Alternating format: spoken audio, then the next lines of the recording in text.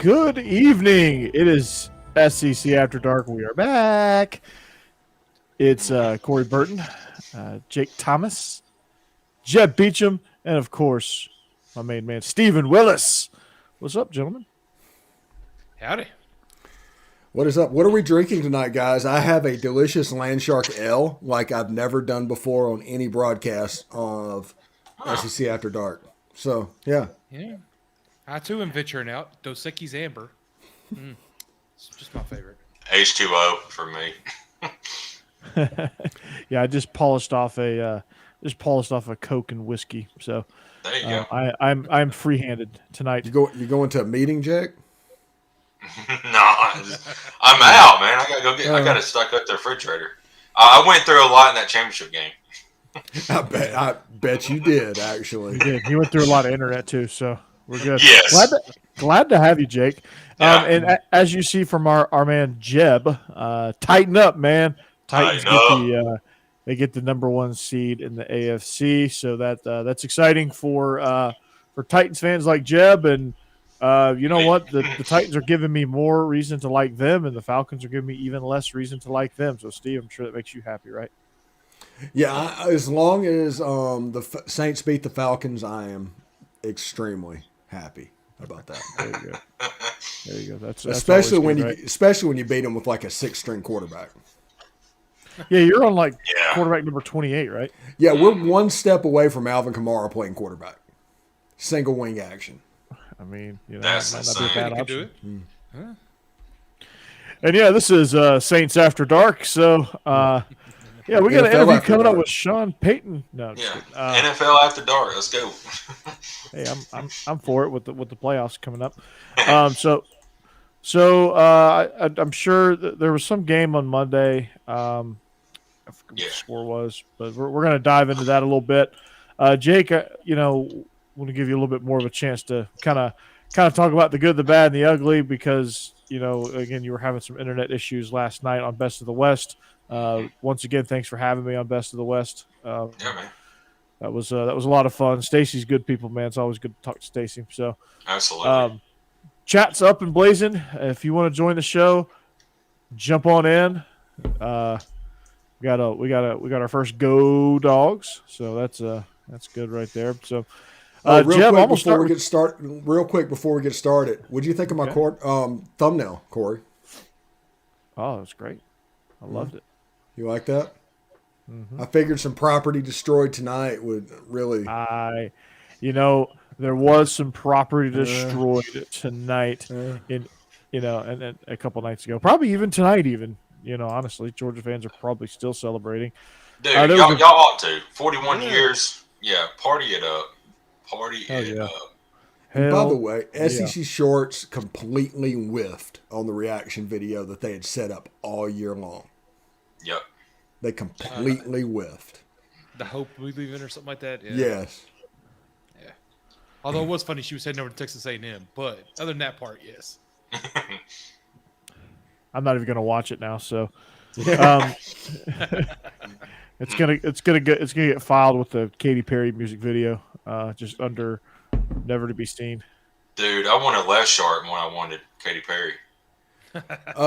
Is Katy Perry the biggest villain for Alabama football out there today? There Pretty you go, much. Steve. Yeah. She cursed him ever since she threw corn dogs out on game day.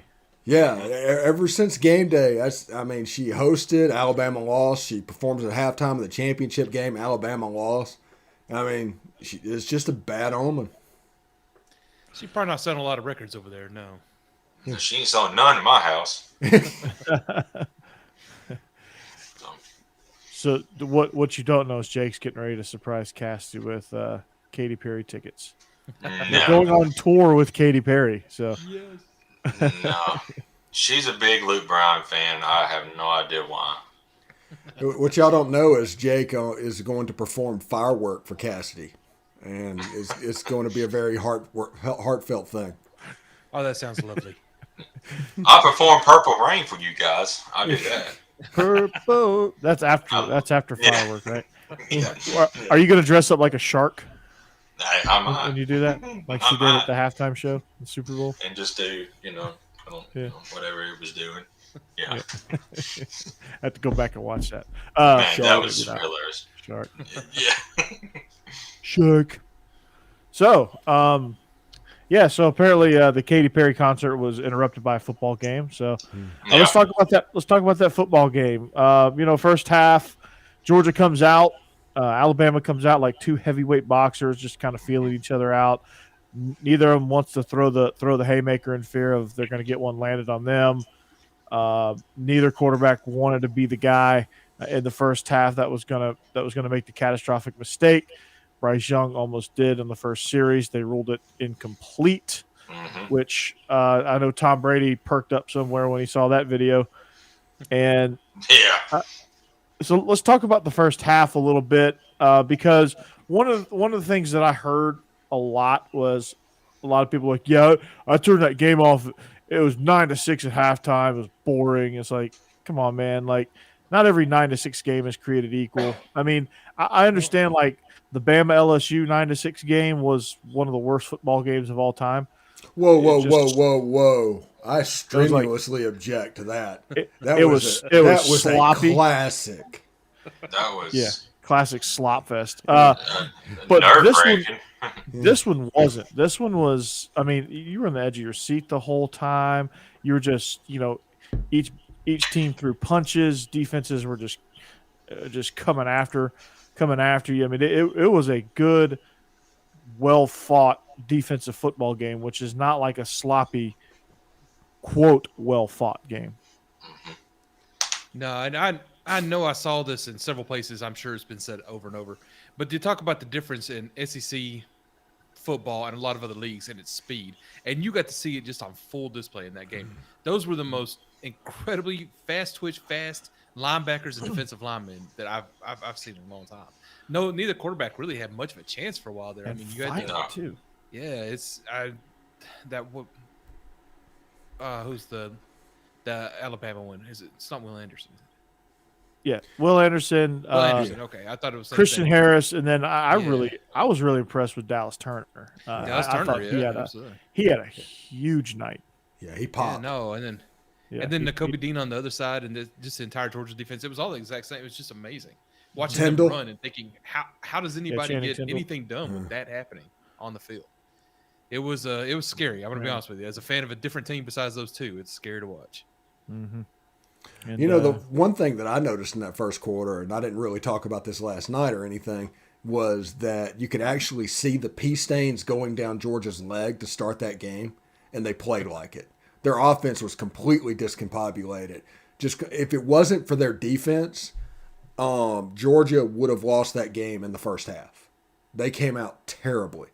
That defense kept them in there, and Nakobe Dean and his guy, whenever he got on Tyndall, and the next play Tyndall got the sack, it was like, okay, this is a different thing than before. They believe they can stop Alabama. Now, granted, Alabama at that point, I believe, had no J-Mo and no John Mechie, and they only had one real healthy, decent running back, and they weren't the same team that played in the SEC title game. Well, I mean, they had a month to prepare without Mechie.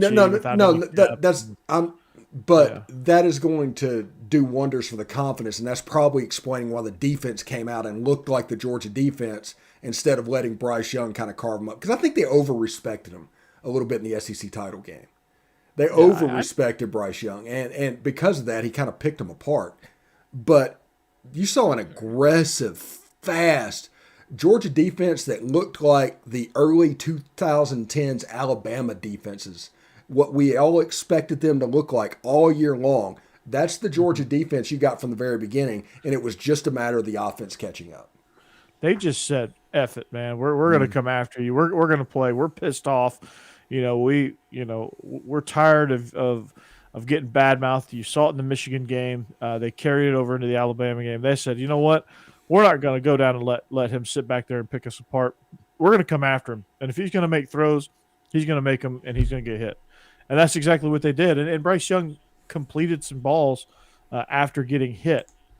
And and he did a good job of doing that. But again, those hits took a toll, and this this defense was just.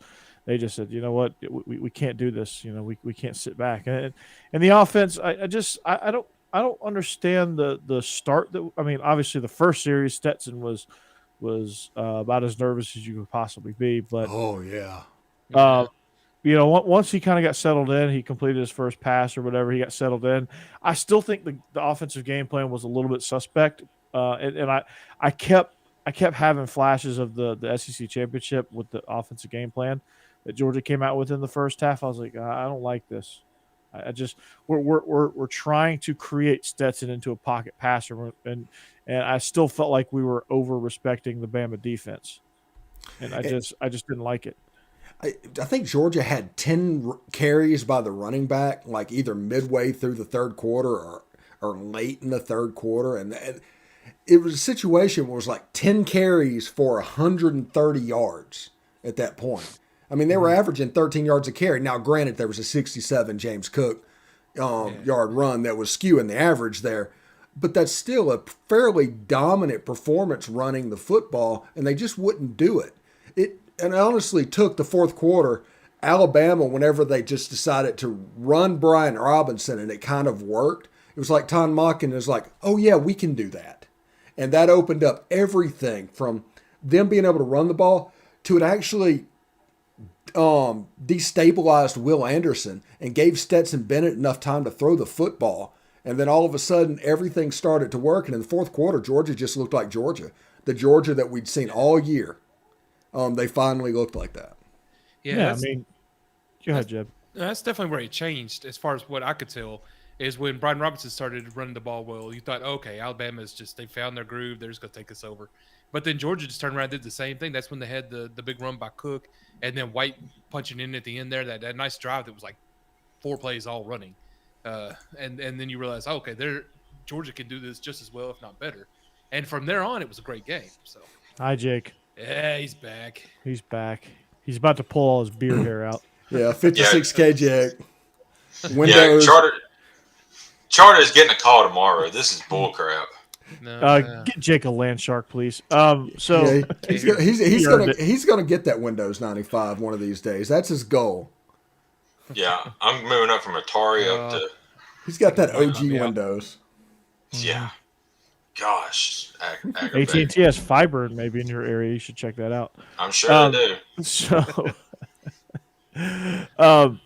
one of the things that I don't want to say it bothers me, because it doesn't really bother me. You know, you just kind of let these nerds kind of talk. You know, nerds. You know, with the lazy takes out there, it's just kind of like. I think there's a lot of lazy takes out there as far as how this game went, and we talked about it last night a little bit. But the lazy takes of, they only won because Jamison Williams got hurt, and Georgia, there was a lot of injuries, and that's the only way they could beat them. And I'm like, come on now, like this game went deeper than that. You know what I mean? Like if Georgia would have blown them out, okay. Yeah, we beat an injury-depleted Bama. But, I mean, did it play a factor? Yeah, it was a little bit of a factor. But could Alabama have, let's just bear in mind, they only lost one player during the game. So it's not like they didn't have, weeks to prepare without Mechie and weeks to prepare with, a banged-up Trey Sanders behind Brian Robinson.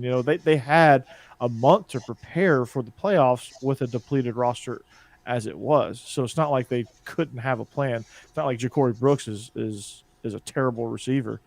It's not like Billingsley is the worst tight end on the planet, or Latu is a dud. Like it's not like any of those guys are like that. So you have all this time.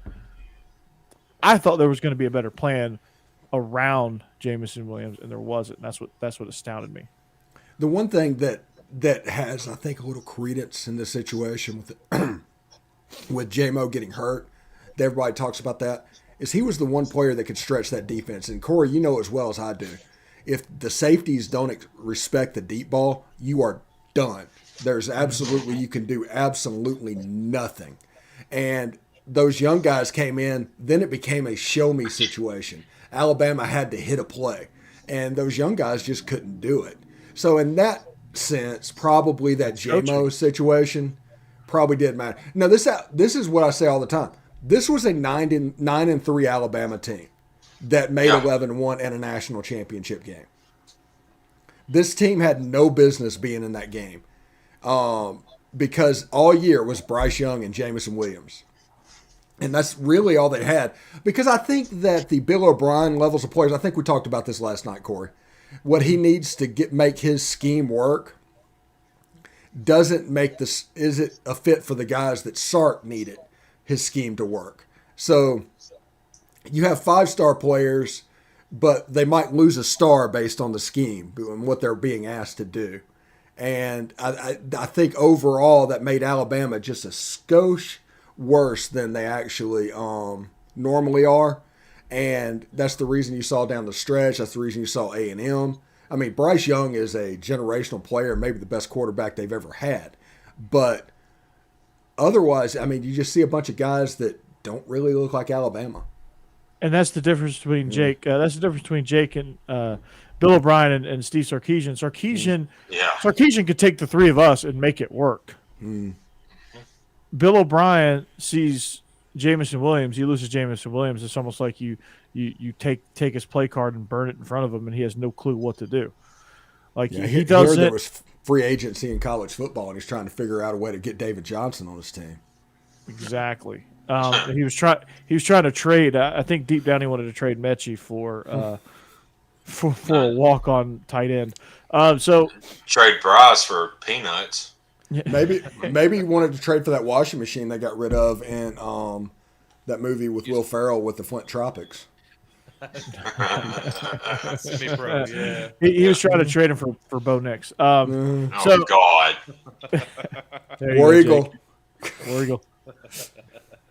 Internet, you can go out again. It's harder. You're good now. Yeah.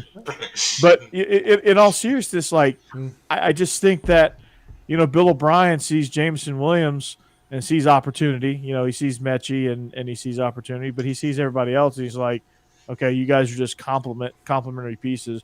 Just run your clear out route so we can get the ball to JMO and Mechie. And yes, that's an NFL style of thinking. It's not necessarily wrong. It's just wrong for this scenario. See, Sarkisian says, okay, I've got all these weapons. I've got a tight end that can run in Will Latu. I've got Slade Bolden. Cameron Latu. Who would I call him? Will Latu. Will Latu. Well, I'm sure Will Latu is great too, right? Cameron Latu, sorry. He made Jalen Billingsley into a more than serviceable tight end in that offense. Absolutely. I mean, like you have Billingsley as a huge piece under Sarkisian, did some great things in the middle of the field. Slade Bolden was a huge factor in Sarkisian's offense, and that's the value of Sarkisian. He could make those guys work. Like he could make Ja'Cory Brooks. You give him a month to prepare with Ja'Cory Brooks, Slade Bolden, and JMO, and I guarantee he would have had a plan that it wouldn't have mattered if Jamison Williams was late to the arena or if they were bracketing him and they took him away. Like he prepared for teams to take away his weapons. Bill O'Brien did not. It's the difference between the Norm Chow school that Lane Kiffin and Steve Sarkisian graduated from, and then the New England Patriots, what they do to basically scheme up guys short and everything. That is the other side of the Saban personality. Because you got the Brian DeBall guys and the Bill O'Brien guys that have been in that Patriots tree that call things a certain way. And then on the other side, you do have the Norm Chow system. And they really are completely different systems. I mean, what they do in the Norm Chow stuff is absolutely fantastic. And I see something and it's like, oh, that was pretty cool. Exactly. So, I mean, it's just a difference in that. So, but yeah, Jake, before you froze up, man, like, are you excited about Dallas Turner? Oh man, that was. I mean, he's been coming out since I think he only had like 6 games under his belt, but that was kind of like his coming out game to the world. I mean, he was he was all over the place all night. And next year with him and Will Anderson on the edge, man, it gives me hope that we're going to have a lot more opportunities to get quarterbacks, because I mean it's going to be tough to stop both of them guys when they're on the field together. Mm-hmm. You also have Jaheim Otis coming in. I heard that guy's pretty good. So just a you know, little bit. all in all, not to beat this game to death. Just a classic game between two teams. I mean, I think, and I talked to a friend of mine at school today. He's a Bama grad, and we were talking about the game, and he said, this is the game that I wanted. Obviously, I wish the result was the other way around, but he goes, I went to bed knowing that, hey, this was Bama did everything they possibly could in this game. It was hard fought. It was a good game. It was good effort on both sides, and Bama didn't lose it. Georgia just won it. And that was kind of the way he put it, But Bama didn't really do anything to lose the game. Georgia just made a few more plays than Alabama did. You know what, Corey? One thing that is absolutely, and Georgia should absolutely think of this and hold this up with pride and everything. But how many times do you see an Alabama quarterback trying to do too much? In the fourth quarter, Bryce Young was trying to win that game every snap, because he knew he had to, because his guys weren't helping him. He made some unbelievable throws in that fourth quarter that was just dropped. Yeah, he did. Yeah, and he just, that's the reason that Keely Ringo interception happened, because Bryce Young just all of a sudden just ramped up to the point where he tried to do too much. He forced one down the field, and I think you could tell in a lot of throws he was kind of wincing up and pulling up. Because he kept getting hit, and so a lot of his throws started getting shorter and shorter and shorter.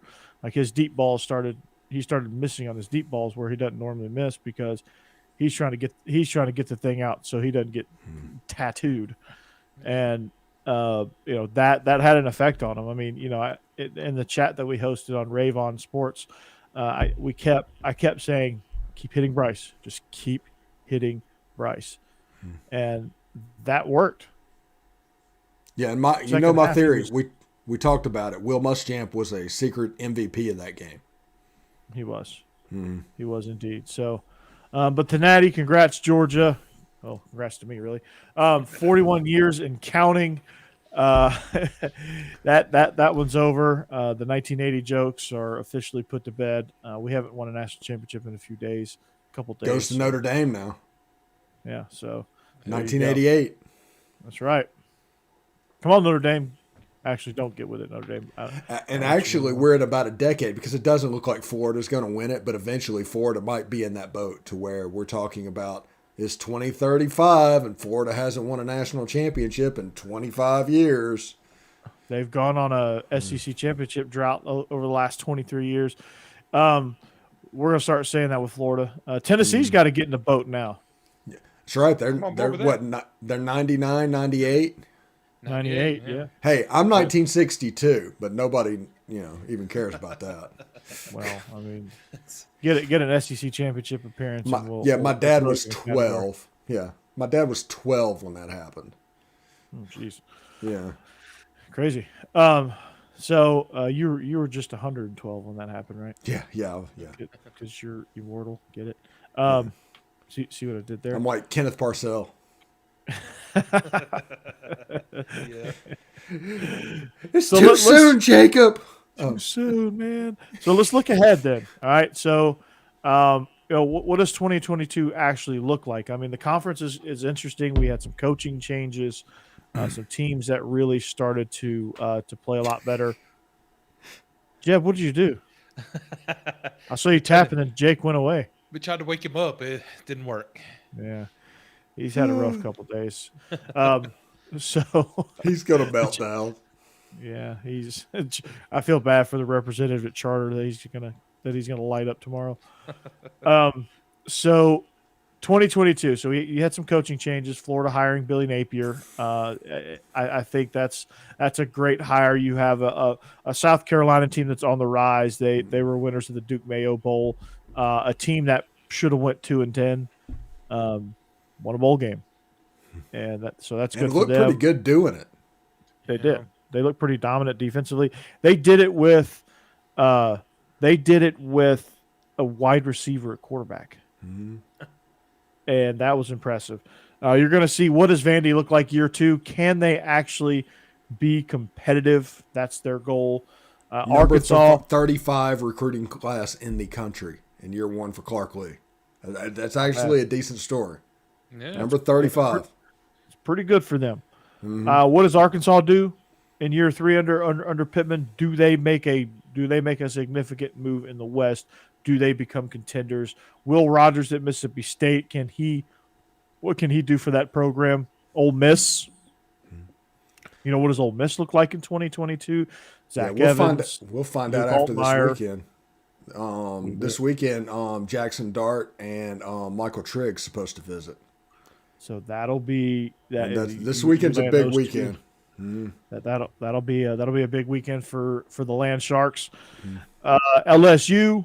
What happens with them under family? Do they have a family affair in Baton Rouge? Family. I do declare. I got the Bama? vapors.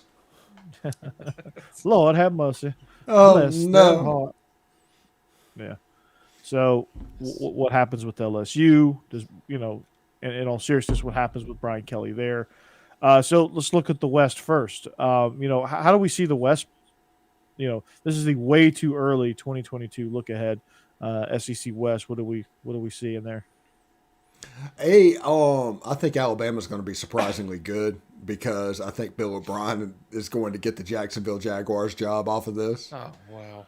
Um, How could they hire him after what he did to the Texans? He can't be worse than Urban, though. Well, that's true. They talk about he only messed up when it came to player development, so he's going to take his hand out of that and just coach football. So I think he's going to do that, and I think Just don't Saban's let him going to make hire trades, and they'll be fine. Saban making back-to-back bad hires is not going to happen. So I think Alabama's going to be surprisingly good. I'm curious to see what LSU looks like. John's in the thread with Brian Kelly. What is going on? They poached Fouché or whatever from Arkansas. I saw that. I think Auburn has a chance to be dead last in the West. I just do not like what's going on the Plains right now. Poor Jake. His internet freezes up, and now you're trashing his Tigers. Yeah. And Mississippi State somewhere around 6th, and then 5 through 2. It's all kind of interchangeable. A&M's going to go 8-4. They're going to get the top recruiting class ever and go 8-4. Yeah, it's gonna be fun. It's gonna be a fun West. I mean, it's gonna be really, really competitive. I think the turd in the punch bowl is going to be Ole Miss. I think they're going to kind of upset the hierarchy there in the West. Obviously, you look at year in and year out, it's always Bama, LSU, and then who's going to be that third team that kind of comes in and really kind of makes things interesting. I think that team is Ole Miss again. And Ole Miss could really – Ole Miss is in the position now where they're fighting for that. Everybody's kind of fighting for that shotgun seat next to Alabama of who's going to be that team that gives that really puts the most pressure on Alabama. Because let's be honest, until Nick Saban retires, it's Alabama and then who's going to challenge them. That's how the West is usually shaking out. Ole Miss pulls another 10-3. Like this year, they do back-to-back years. The year after that, they are in prime position to make the playoffs. Yeah, they are. Yeah, they really are. I mean, that's a realistic goal at that point. And I think LSU's right there too. I mean, I think that. I mean, honestly, we joke around with Brian Kelly. We tease and all that stuff, but I do think that's going to be ultimately a good hire. I think he's you give him that talent. He's recruited well. I think Alabama. I think LSU is going to be there as well. I think it's going to be Bama, LSU, Ole Miss right there, kind of in a bunch there at the top, and then I think you're going to have A&M, Mississippi State, Arkansas right there, making things interesting, and then I think Auburn is in your bottom half there with the $30 million recruiting class is going to get them fourth in the West. Yep, at best I think that's about right. Yeah, that's about right. Yeah, because Jimbo is stuck in 2012. Oh, real quick, what's your gut, Haynes King or Max Johnson? Max Johnson. Okay. Definitely Max Johnson. I think he's way better than Haynes King. He's more reliable too. Yeah. Yeah, I like Max Johnson, which will make them better. But again, it's Jimbo's on the control, so who knows? You never know what you're going to get. Cocktail party's going to be fantastic next year, by the way. It always is, Steve. It always is. We look at the East. Obviously Georgia. It's Georgia for now. But I've already written them in the championship game in pencil. Yeah, and written a little bit in bold. But honestly, I think when you look at the top contenders, you have to say Kentucky and Tennessee are right there. Right there at the top. I think Kentucky is a lot like what Ole Miss could be in the West. That team that you don't really ever expect, but they're kind of always there.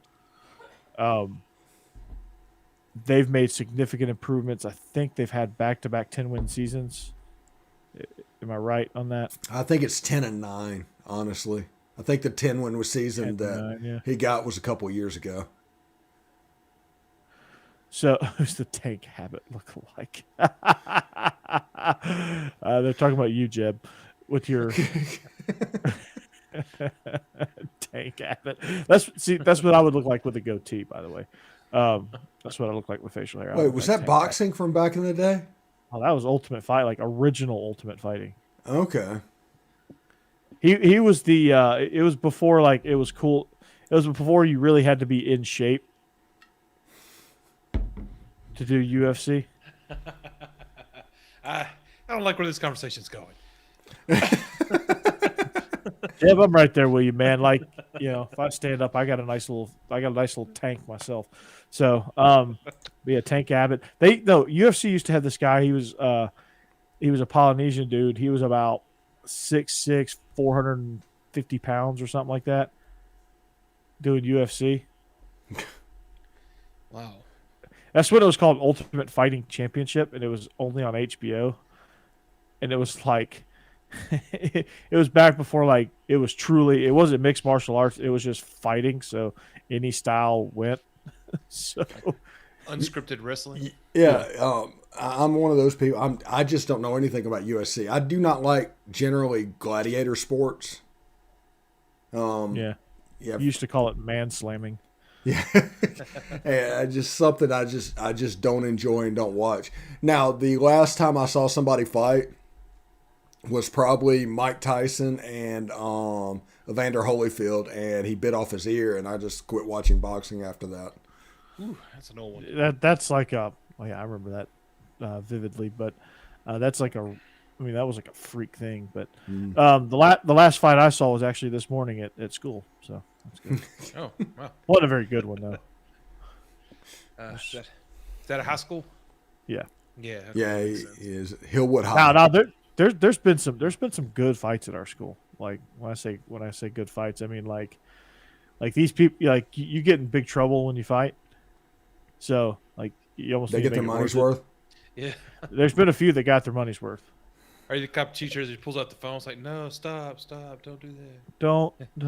It's like Now I hear two people arguing. Like if I'm in the vicinity, I'm like, fuck, no. Okay, good. And sometimes I get really annoyed if I have to turn around and go break it up. Yeah, I don't blame you. So, but back to the original point. What? I don't even know where we were going with that, but Georgia. We're off the rails. Yeah, we were very off the rails.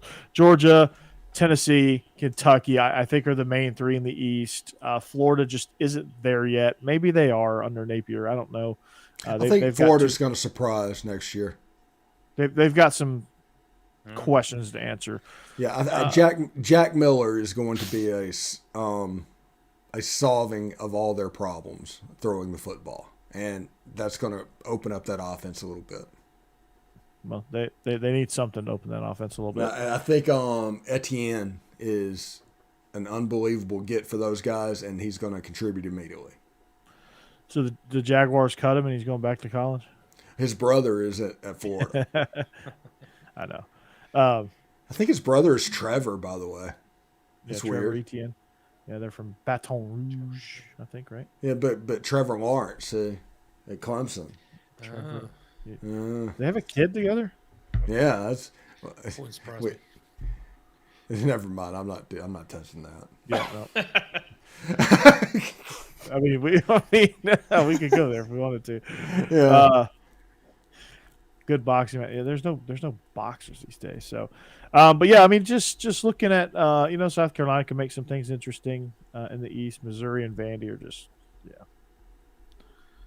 that Missouri. I think that Missouri Vandy's going to be a really good 2-10 team next year. 3-9. They're gonna be competitive. And that's all you really want if you're Vandy. Just be competitive. Just have an identity, which they never found. Make sure you got to make sure your head coach has a pulse and is breathing on the sideline. That always helps too. Just put a mirror under his nose periodically. Yeah, make sure he's still breathing, because sometimes it was debatable. So the early look at the SEC, I think that's kind of how you shake it. I mean, obviously, until it doesn't happen, it's Alabama, Georgia, and the SEC title game, and those wars are going to be ridiculous. So, but we're going to transition to basketball. Before we do so, make sure you hit the subscribe. Real quick, does John know when does Vanderbilt play LSU next? Because with Brian Kelly in Baton Rouge and Clark Lee at Vanderbilt, that game's a little bit interesting. It has some storylines. Yeah, playing against his boss. John, do that research for us. Follow us on social media. It's right there below us. We're echoing across 30 different platforms, I think, again tonight.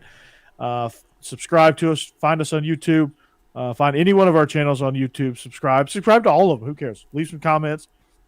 Get involved in the chat like our guy John, Cassidy, Cody Caldwell hadn't been here in a while, so I'm gonna put out the bat signal for Cody to come back in here. We talked about Ole Miss. I thought that would be the bat signal for him. He popped in last night, believe it or not. He did for just a second. Called me Georgia frat boy, which ironically I never joined a frat. So you had the haircut though. Maybe you could get the Avalon. Jeb gets it. Jeb knows what I'm talking about. I like that movie. This guy knows what I'm talking about. This guy definitely knows what I'm talking about. Yeah, I have never seen that movie. I was like, more Adam Sandler. I know. I was like, I don't know if I can do it with that. I was like, I love Adam Sandler, but I just don't think I can with that. It wasn't racist because he was Jewish, so I made it okay. Yeah. All right, so let's talk about basketball. There's 3 games tonight. Let's kind of talk about the direction of these programs. I'll tell you what Georgia's not. Georgia's not a basketball school. It was a close game for a minute, but they got killed by Mississippi State. Cario Aguindo had 25 points for Georgia. Iverson Molinar had 28 points, 7 assists, and 3 rebounds for Mississippi State. Those were your leading scorers. It just came down to Georgia didn't have an answer for Molinar, especially in the second half, and I just things are getting a little shaky for Tom Crean. I just don't see him surviving and coming back next year. No, he's got to go, right? He's done for. I mean, he's just done. Also, by the way, right now Arkansas is up in the first half, 50-15. So I think they took out some frustration on Missouri being 0-3. Yeah. Yeah, Missouri Missouri's one of those clubs where that they, again, they could go either way, and I'm going to start paying more attention to basketball. I watched a little bit of the Hardwood Iron Bowl last night with Auburn. That was a Talk good about game. an impressive basketball club, Auburn. Man, they never thought they'd turn into a basketball school, but they're officially a basketball school now. They're fourth in the country in the rankings, and they look kinda need really to. really good. Bruce Pearl's a good coach. Mm-hmm. Just little problem with sticking to the rules, but once he's got that down. Rules. What are Yeah, rules? that's- I see Hey, my one of his Gators assistants lost. went to prison, so that's cool. That's good for the resume. Mm-hmm. I could see that coming up in interview. Yeah. So I did this. I made 4 Sweet 16 appearances, 3 Elite Eights at Auburn, and I had an assistant go to prison. I'm sorry, what? Well, somebody's got to take that bullet. Yeah. Somebody's got to go to prison, Ben. Oh, Yeah. Yeah. John, I see your Tigers on the hardwood, man. 12th in the country. They had a good one tonight against Florida, man. So, I think where does SEC basketball stand in the grand scheme of things? So I know the SEC doesn't get. I know SEC is all about football, and it's like the SEC is like up here, and like everybody else is like way down like in the South Pole. When it comes to football, but in terms of basketball, it's like ACC, Big Ten, and then everybody else. And like Baylor's the premier program in basketball right now. So where does the SEC kind of stack up as a whole in the basketball world? I think they're pretty good. I mean, if you look at the rankings right now, Kentucky is third. Anytime Kentucky is third, that is just a bully for your conference. Right below that is Tennessee. Impressive defensive team. We should have beat them, but we had a guy just jack up a 3 with 15 seconds on the clock whenever they could have held for the last shot. But Alabama at 24, and you look at others receiving votes. Yeah, You have LSU at 12, Auburn Yeah. at 4. Auburn's good, man. Yeah, Auburn's they really really good. Yeah.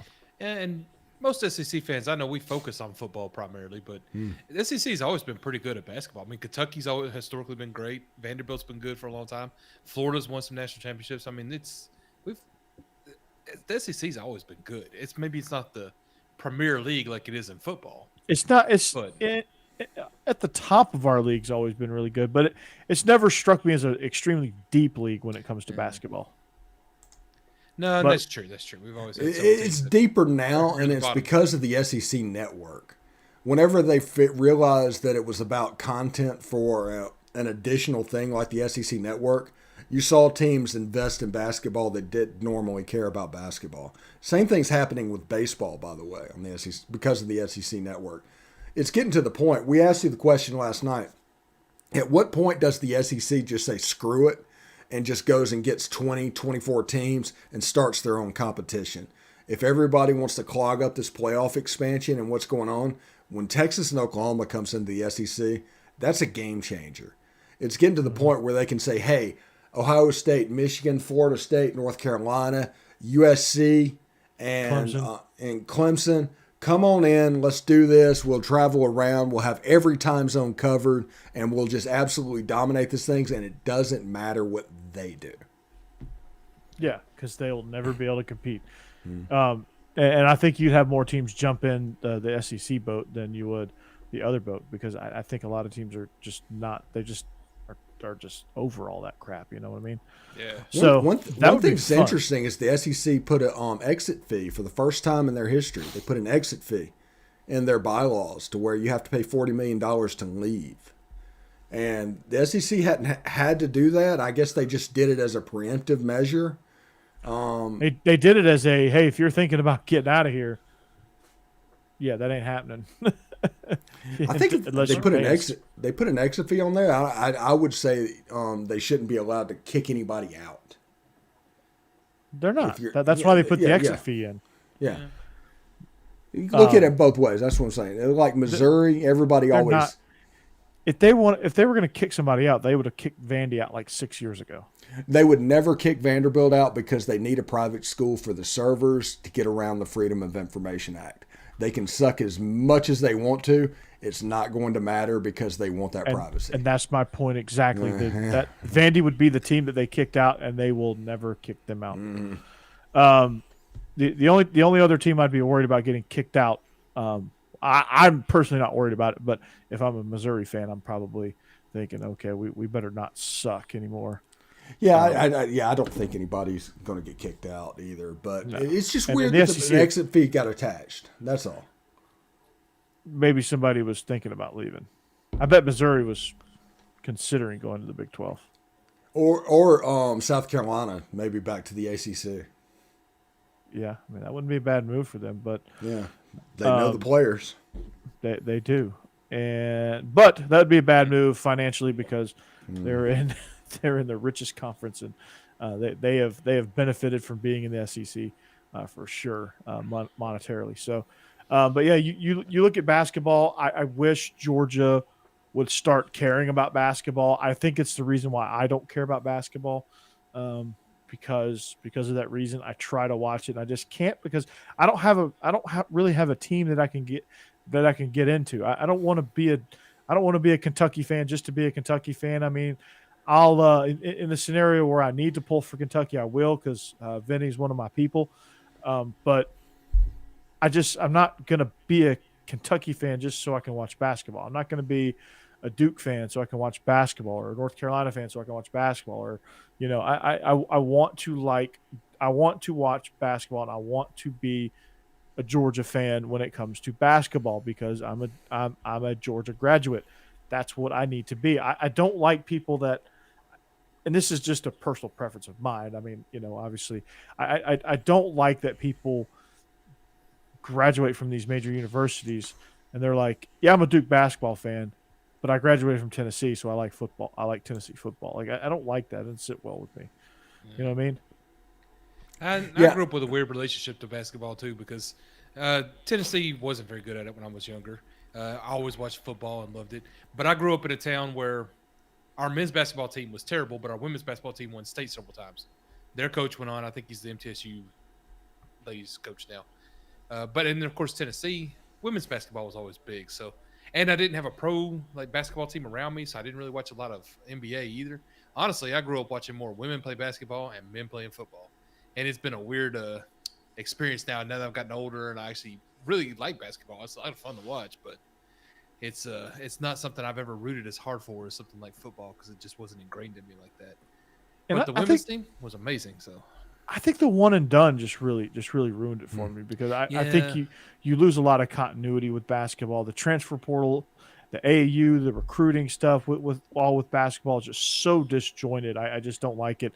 And I hate that Severe Wheeler's at Kentucky. That was always the problem with rooting for someone like Kentucky. Is you're right, their players just changed every year. It was you couldn't get behind people like you could in football. Also, now when it comes to NCAA tournament, it's fun to kind of follow those SEC teams and just kind of see who shakes out where. March Madness was always fun. Leading the Lady Vols though is Kelly Jolly. I don't know what her last name is now, but she was one of my whenever I was undergrad in college and everything. She was a huge crush of mine. I loved Kelly Jolly. And now she's yeah. I had you pegged as a Sue Bird kind of guy. Yeah. Or Rebecca Lobo. I don't like horse racing. Bring up UConn. UConn. Gross. Jim Moore taking over that program, by the way. So, I want to get into basketball. The Hawks are finally good, so that's going to help. I grew up a Hawks fan. I've been to used to be the Omni, but Phillips Arena. I've been to infinite number of basketball games, and the Hawks are never good. Yeah. And they were the closest team to me. You're right. They're never good. They're always even when they made the playoffs, they always got swept in the first round. I went and saw a Mavericks game one time where they mic'd up the rim so you could hear it go boing. And they also played music while the game was being played. And I was like, what is this? I mean, When did you go to a Mavericks game? Because I remember you telling us this.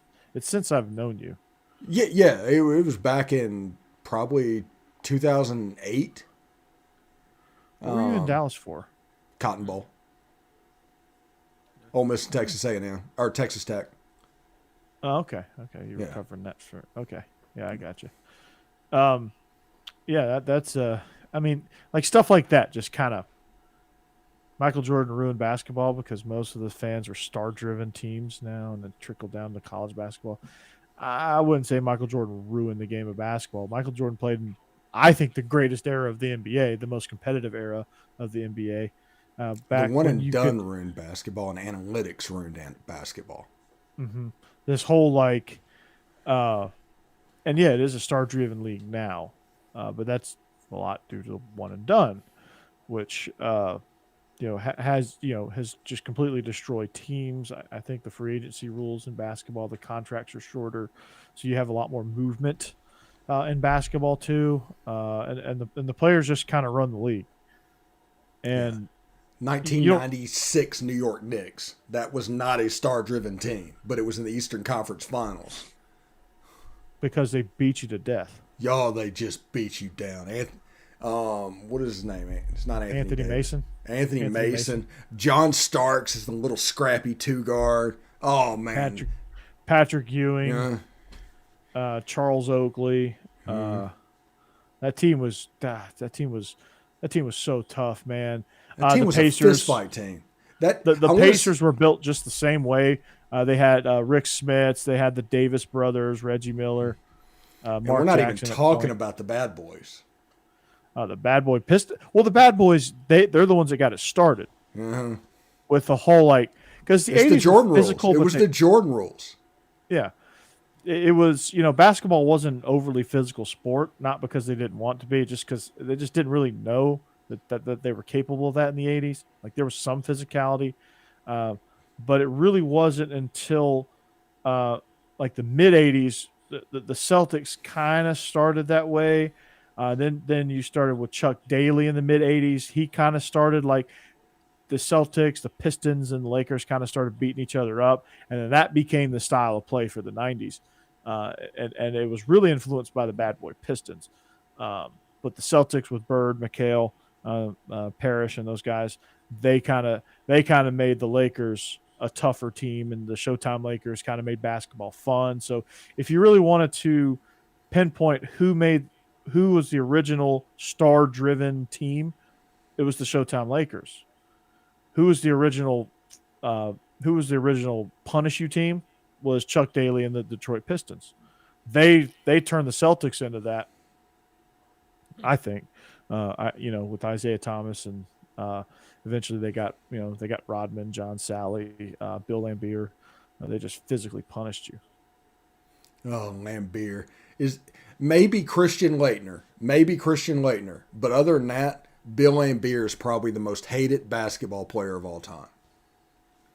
Exactly, and honestly, off the court, I think he's a really nice guy. Unfortunately, but on the court, he was a complete turd. His sole mission was to put you on the floor, any way possible. He was dirty. Yeah, very dirty. Yeah, people don't realize that if they started watching the NBA in around 2005, they don't realize what the 80s and 90s were like. And what they could get away with. You couldn't play zone defense back then. There was such thing as an illegal defense. Yeah, that was illegal. You had to play man. And coaches like Pat Riley would fine his guys if someone drove into the paint and didn't end up on the floor. Oh man, see that's. Everybody talks about what basketball, like analytics have destroyed basketball. You see players with an open layup going to the back, dribble out to the 3-point and just throw up a 3-shot. And nobody criticizes it at all. It's just the way it is. And, there's no mid-range game. There's no subtlety to the game because it's all analytics driven. And they just, Steph Curry is a product of being the best player in this analytics-driven society. He would not survive in 1997. There's a lot of guys in the NBA that wouldn't Yeah. survive in 1997 nowadays. I think LeBron would eventually He'd figure it out. He'd figure it out. He'd figure it out, but he's a freight train. But I think he'd have a hard time. I think Rodman would have ate his lunch. People forget that Kobe struggled when he first came into the league with the physicality. And then as the rules changed and lightened up, Kobe became Kobe. Well, those guys retired off. Yeah. A lot of the guys that were beating him up were older veteran players. Mm-hmm.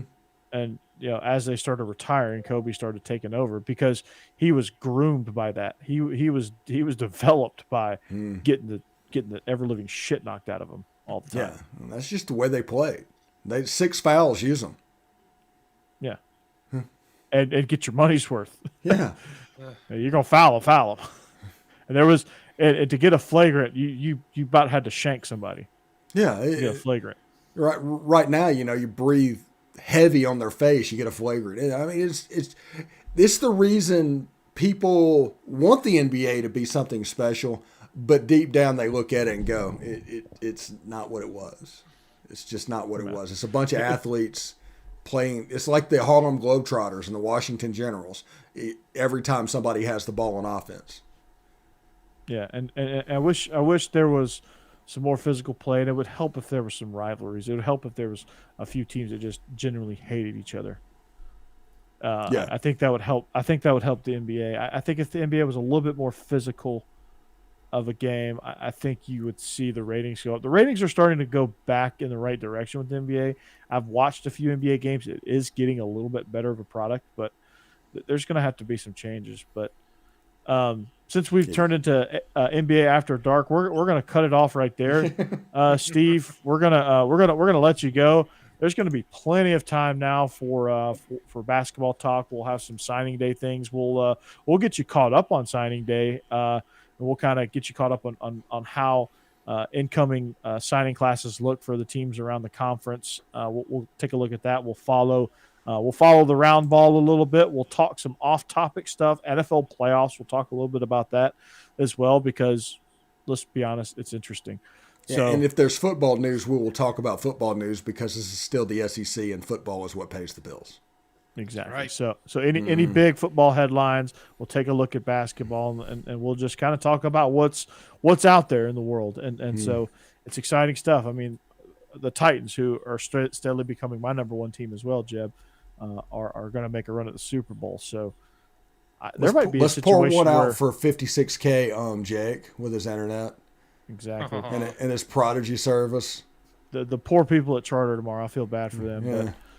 But we are SEC After Dark for Jeb and Steve Willis, and the now internet deceased Jake Thomas. Net zero Jake. Net zero Jake.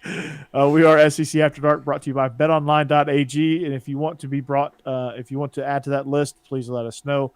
But we thank you for listening. We thank you for finding us. We'll catch you back here next week. So long and see you later. Go Dogs.